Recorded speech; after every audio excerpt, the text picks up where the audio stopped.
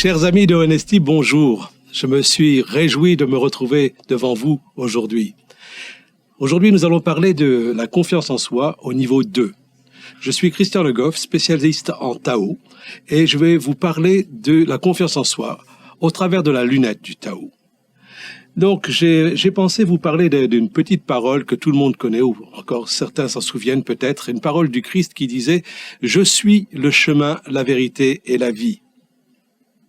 Je me suis toujours posé la question de savoir comment il disait ça, quel est le sens qu'il donnait à cette parole qui devait nous diriger quelque part. Est-ce qu'il disait « je suis » dans la qualité du verbe « être » ou est-ce qu'il disait « je suis » dans la qualité du verbe « suivre » ? Moi, j'aime bien retenir cette leçon du verbe « suivre » parce que pour rentrer dans la confiance en soi pleinement, il faut que nous puissions nous rencontrer dans ce que nous sommes vraiment. Je suis à ma poursuite, je suis dans ma réalité, je vais vers ma réalité.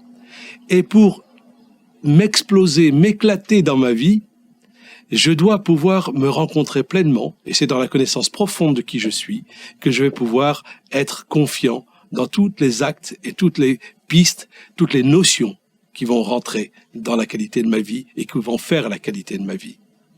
Alors, comment peut-on suivre son chemin ? Se suivre soi, ça paraît difficile, ça paraît paradoxal, parce que je suis normalement devant. Aujourd'hui, c'est moi qui suis devant vous. Et je vais essayer de poursuivre cette idée avec vous de telle manière à ce qu'on puisse rencontrer ensemble notre véritable qualité d'être.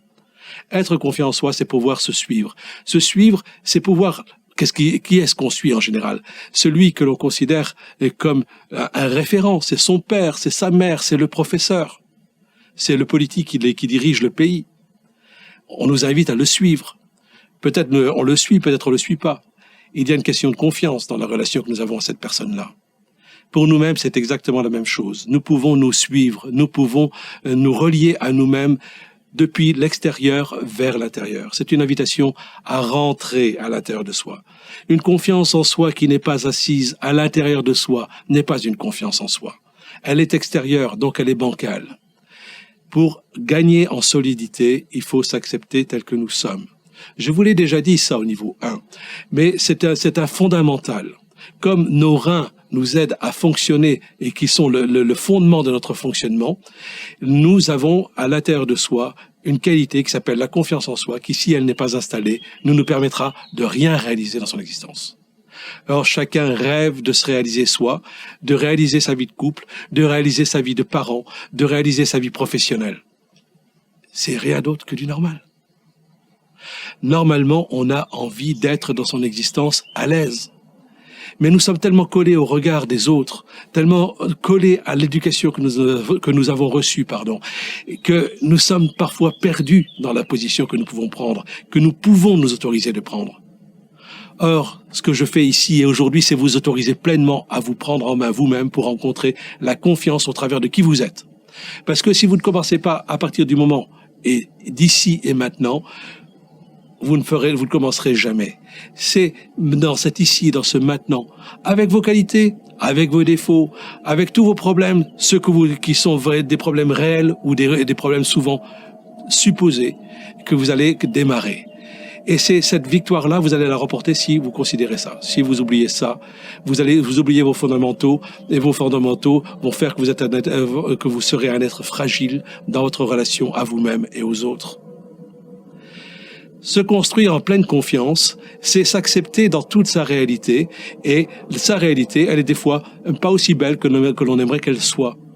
Mais ceci aussi fait partie aussi de notre charme, parce que la personne que vous avez en face de vous, elle a exactement le même problème. On a toujours tendance à considérer les autres comme meilleurs que nous, comme plus forts que soi, ou alors vraiment comme moins bien que nous, mais vraiment moins bien. Parce que on a quand même une petite idée du niveau où on veut être, et donc on se considère quand même malgré les défauts que nous avons. Peu importe. La richesse, elle est à l'intérieur de soi, elle est à l'intérieur de l'honnêteté que nous avons par rapport à nous-mêmes. Nous-mêmes sommes quelqu'un d'important dans le puzzle de l'humanité. Nous sommes une pièce de ce puzzle. Et s'il manque une pièce de ce puzzle ne se réalisera jamais. De la même manière que nous sommes là dans le macro, nous allons rentrer dans le micro de notre tendances personnelles, et tout ce qui nous compose le puzzle de la personnalité que nous avons. Moi, je suis Christian Le Goff, aujourd'hui, ici présent devant vous, avec mes qualités et défauts, et je considère que j'ai beaucoup de défauts. J'ai certaines qualités, je commence à les apprécier, et je commence à me régaler dans ma vie. Mais c'est un combat, et c'est un allant, c'est une démarche, c'est une invitation à fonctionner, à avancer dans son existence, et qui me meut. Et à partir de ce moment-là, je suis dans mon existence à l'écoute de tout ce de ce que ça éveille. Il y a des joies, il y a des pleurs, il y a de la sensibilité, il y a des fois de la sensiblerie, il y a des fois des gros éclats de rire. Vous en avez vu certains quand nous nous sommes rencontrés dans les débats où nous avons franchement ri. Eh bien, c'était dans le plaisir de la rencontre. Et parce que nous étions dans une rencontre où personne ne se mesurait l'un à l'autre, mais dans une rencontre où chacun essayait d'apporter sa version de la confiance en soi, de la réalisation de soi, etc. Il n'y a pas de moment plus privilégié qu'un autre pour être qui nous sommes. Chaque moment, et surtout le moment présent, nous permet d'être vraiment qui nous sommes. Et si nous n'acceptons pas d'être vraiment nous-mêmes dans qui nous sommes à l'instant présent, nous reportons à plus tard, nous reportons à un autre moment, et donc à partir de ce moment-là, nous avons perdu le sens de notre réalité et nous n'évoluerons jamais. Nous garderons notre petit image médiocre que nous voulons pas transmettre aux autres. Nous prendrons pas le risque d'aller devant la caméra ou au devant des autres, au devant de sa femme, au devant de ses collègues de travail, au devant des autres parents dans la fête de l'école des enfants, pour dire « moi j'ai cette qualité, moi je suis rigolo, moi j'ai quelque chose à apporter, moi je sais aider » dans toute ma simplicité. Une autre des clés de la confiance en soi, c'est de ne pas rentrer dans des démarches complexes. La complexion vis-à-vis de soi-même nous invite encore une fois à regarder les autres pour les trouver meilleurs ou essayer de se comparer. On ne peut pas se comparer aux autres. Ce n'est pas juste de se comparer aux autres. Les autres sont d'autres nous-mêmes. Ils ont à se comparer à eux-mêmes comme nous avons à nous comparer à nous-mêmes. Notre richesse est à l'intérieur comme leur richesse est dans leur intérieur. Et c'est dans ce respect des richesses des uns et des autres que nous allons trouver le plaisir de nous additionner ensemble. Cette addition fait que nous allons nous regarder dans une dimension, dans une conscience, dans un état d'âme complètement différent.